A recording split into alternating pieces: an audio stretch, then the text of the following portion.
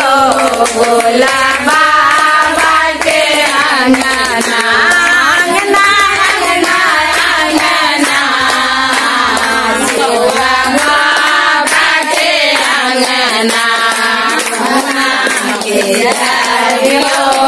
भोला बाबा के अंगना जखन सुइया पहाड़ गुरुया बिया बाबा भेजब ले डोरे गाड़ियो जखन सुइया पहाड़ गुरुया बिया बाबा भेजब ले डोरी कहायो बाबा भेजब न डोली कहायो हर हर करके बम बम करके हर हर करके बम बम करके सब कोई चलो आए ना शिवा गुरु के अंगना गुना गैया दियो भोला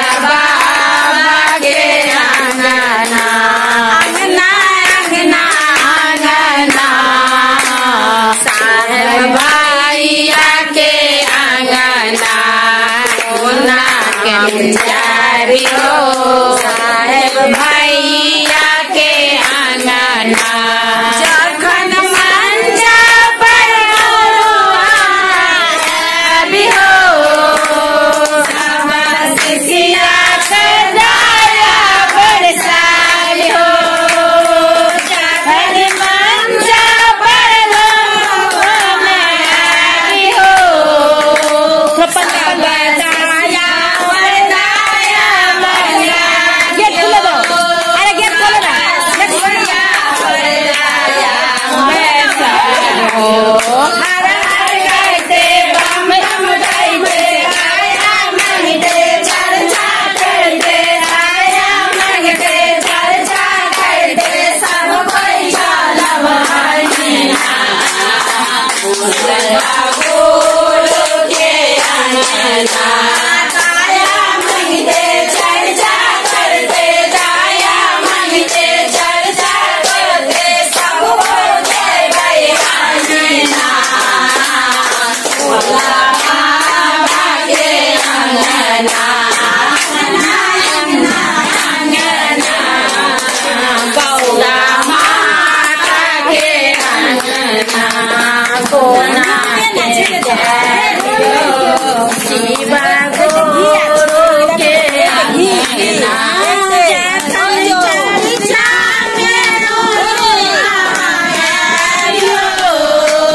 सब शिष्या पे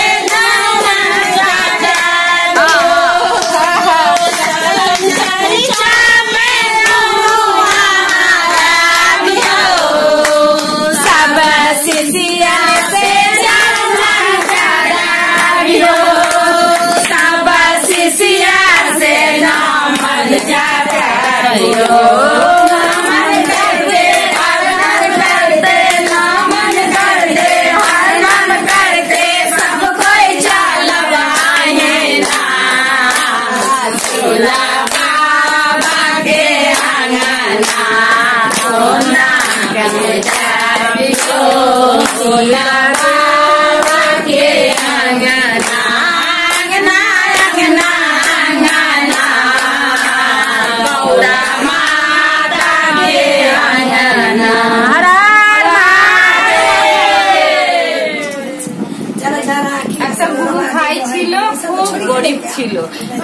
ভাইয়ের না সামনে একটা করেছি গুরু ভাইয়ের সামনে না একটা মন্দির ছিল শিব গুরুর।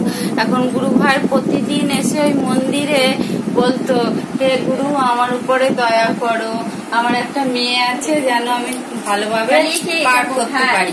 তখন ওই প্রতিদিন আসে গুরুর কাছে দয়া চায়, করতে করতে একদিন না তার মেয়ের বিয়ে ঠিক হয়ে গেছে। মেয়ের বিয়ে ঠিক হয়ে গেছে, এবার বলছে গুরু আমার মেয়ের বিয়ে আচ্ছা লাগ रहा है, আমি কিছু জানি না, কি করে আমার মেয়ের বিয়ে হবে সব তুমিই জানো বলতে। এবার গুরু কি করেছে, তখন একদিন নারায়ণ এসে বলছে কি বাবা তোমার তো খুব মজা, কোনো ব্যাপার নেই, সারাক্ষণ এদিক ওদিক ঘুরে বেড়াও, আমরা তাও বসে থাকি। এখন মহাদেব এবার বলছে তোর কার কোনো ব্যাপার না, তুইও ঘুরে বেড়াস আমিও ঘুরে বেড়াস। বলতে বলতে দুজনের ভিতরে একটু তর্কাতর্কি হয়েছে।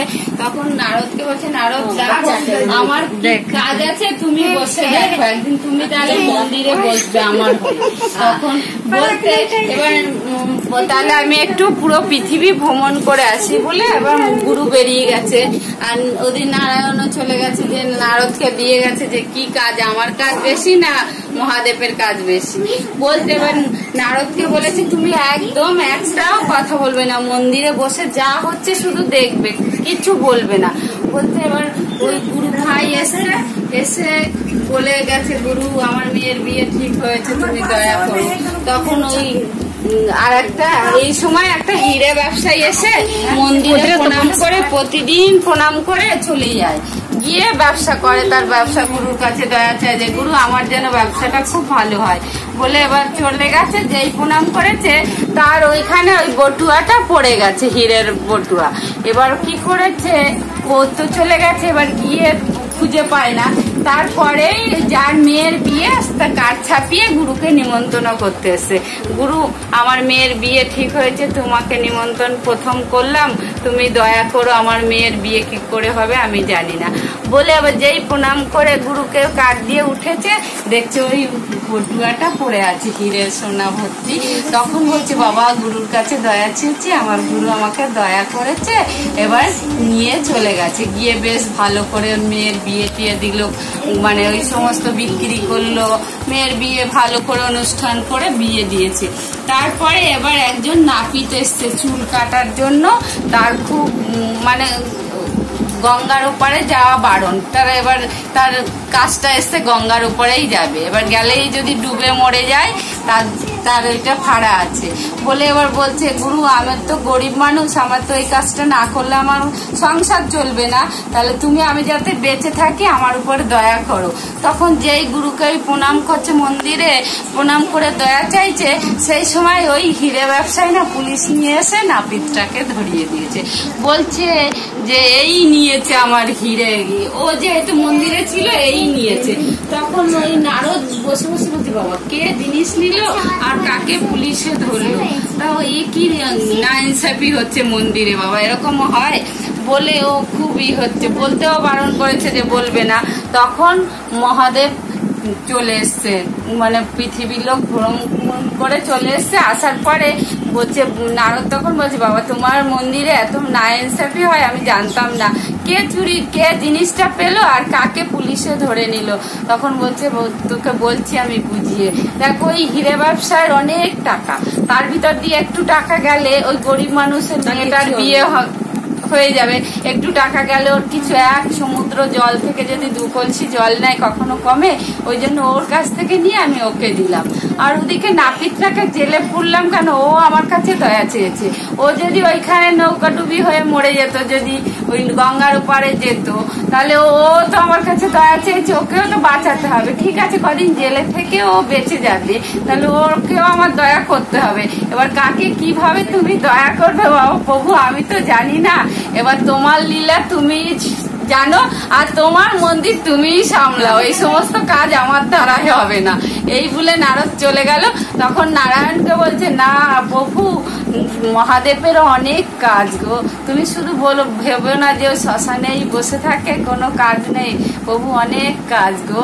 তাই পৃথিবীতে ভগবানদের বেশি কাজ আমাদের থেকে, আমরা তো কোনোই ব্যাপার না। তাদের পুরো পৃথিবীর লোকের কার কি অসুবিধা, কার কোনটা ভালো, কত লোকের সে দেখে রাখে, আমরা কজন লোকেরা দেখছি বলো। তখন বলে, হ্যাঁ প্রভু, মহাদেবের প্রচুর কাজ, মহাদেব ছাড়া আমাদের এই পৃথিবী অন্ধকার।